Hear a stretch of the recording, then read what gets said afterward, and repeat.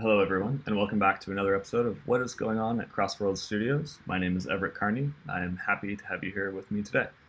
I apologize in advance if there's any background noise. There's some construction going on, so hopefully it won't come through too much, but if there is, apologies for that. Today I wanted to go over a higher level view of what CrossWorlds is, what our goals are, and just kind of dive into how our items work and what the universal inventory system and player-driven gaming really means. So this is just the CrossWorlds landing page. It's the same thing you see when you go to crossworlds.gg. I want to go into the guide. And we have some just standard FAQ style info here, but I want to start off with our universal inventory system. The universal inventory system was designed by me to help alleviate the time cost and the pain of, as a player, trying to switch from one game to another game, especially within the same company. So I was a big Blizzard game player growing up. I played all the different Warcrafts and Starcrafts and Overwatch, everything.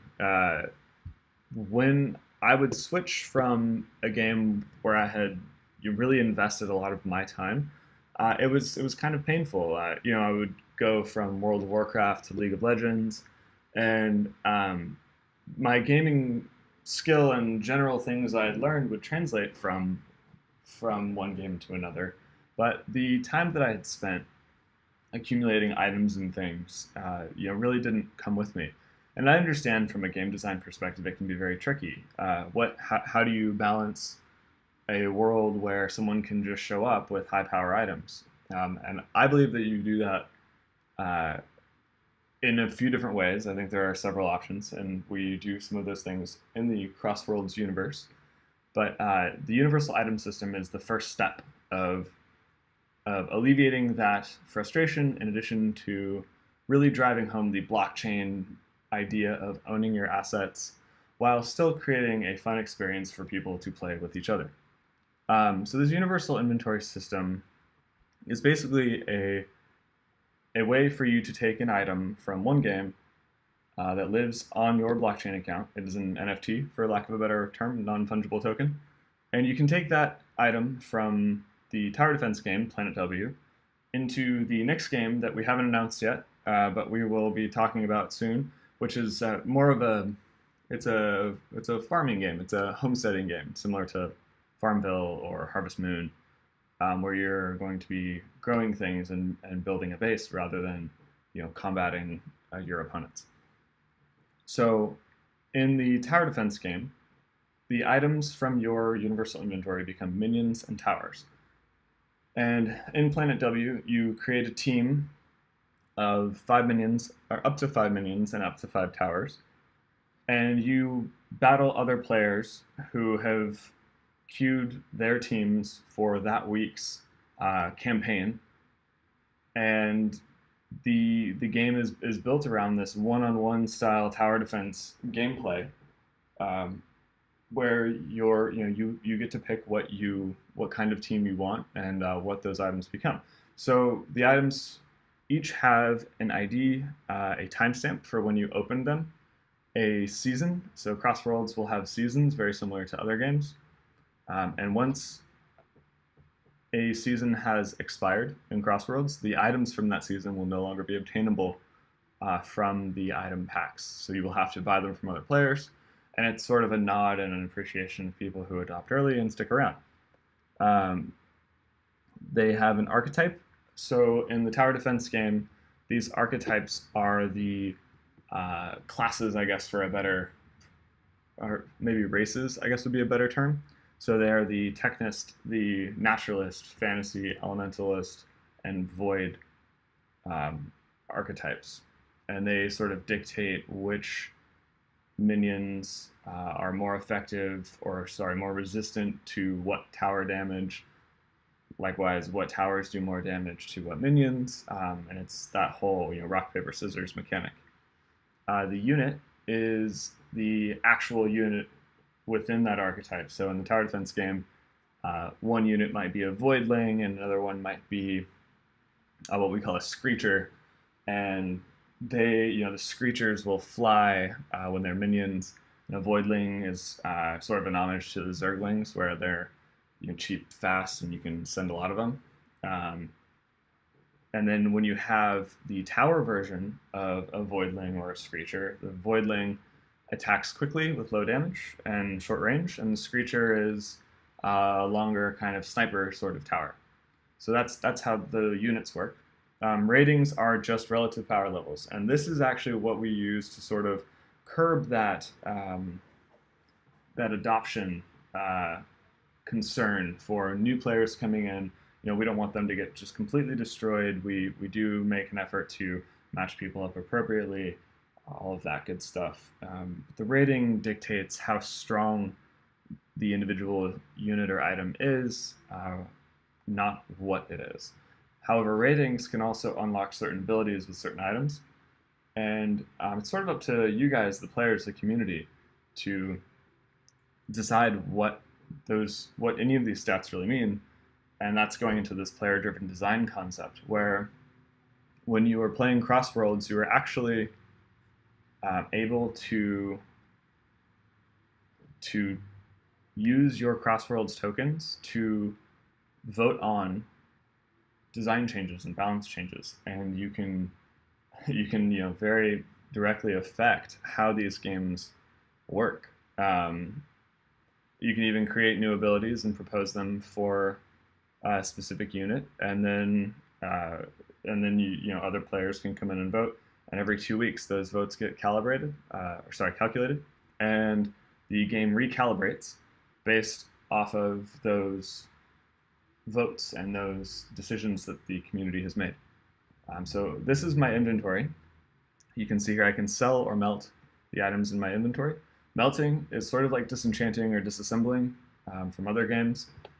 In the context of CrossWorlds, it destroys the NFT from your inventory, and it issues you a number of CrossWorlds tokens relative to the power rating of that item. And it's a linear scale, so you get an appropriate amount of tokens back relative to the power rating of the item you disassemble. So you never lose out by disassembling a higher rating unit. Likewise, sell is just placing the item on the marketplace. You sell everything in EOS. Other people can come in and buy it. If you want to melt it, it tells you you will get 39 CrossWorlds tokens for disassembling or melting a rating 3 item. The archetype and the unit don't have any effect. But remember, as the seasons move on and the game progresses, this item from season 0 won't be available anymore. So something to consider. Going over here really quickly, you'll see some players have even listed items on the marketplace. Give this a minute, my internet's not as fast as I would like. The items can be bought for whatever they're listed for. You see there's some rating 5 items, which is pretty cool. Rating 5 is the highest rating that you can get by opening an item from the item packs. However, items go up to rating 10. And to show that, we'll go back over to the inventory. I don't actually think I have enough items to upgrade. I do not. So there is a bug right now where if I open an item pack, it won't show you the new items. However, we're going to go ahead and buy 2 packs, and then Scatter will pop up and say, "Are you sure?" And we're going to say yes. Give it just a minute. Here we go. Go ahead and allow that. See, it costs 4 EOS, and we're purchasing 2 basic packs. And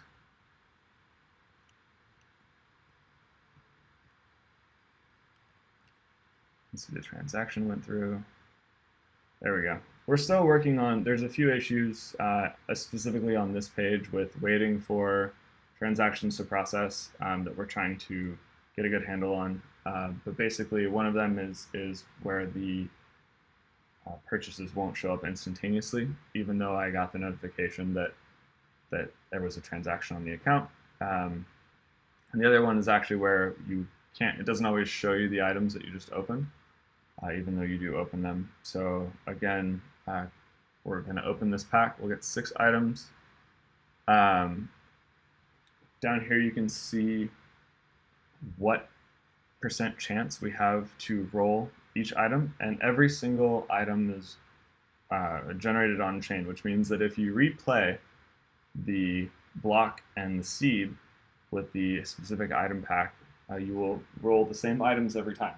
So we have a special algorithm within our smart contract that generates this, but we also, in the spirit of transparency, show what these percentages are. So we'll go ahead and allow that. Although I think this might have broken. Yep. The transaction expired. Try this one more time. And here are the items that we opened. You can see we still have a few UI issues to fix. And we'll do this one more time.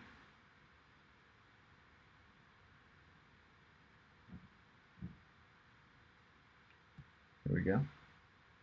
Cool. So let's go back into our inventory. Now we have more items. It looks like we can actually upgrade. Here we go. We can upgrade one of these elemental items. Let's go do that. So we have primary and secondary items. Primary items are two of the same items, which means that we will need to add one of these and one of these. And you can see that it's highlighted here, so it kind of helps you out. And then what will happen is we will get a Unit 2 rating 2 elemental item from this upgrade. We need to add in 3 secondary items. When you go from a rating 1 to a rating 2, you need 5 rating 1 items. However, every other rating increment requires 2 of the same items again, and then the other 3 secondary items need to be 1 rating lower. A little confusing, but once you do it a couple times, it becomes obvious. Here's the upgrade, and now this NFT is in my inventory somewhere. And so that's sort of it. We have a lot more in store very soon. I just wanted to dive into sort of how the item system works and everything. We are trying to sell as many item packs as we can. We're using that to fund all of the development. We're not doing an ICO or an IEO or any of these crazy things that people are doing these days. We want to see players driving the games that they play, and we have another cool video coming out soon that will show just how much control you have as a player over this world. So we're looking forward to demoing that, and we hope you have a great day. Thank you for watching.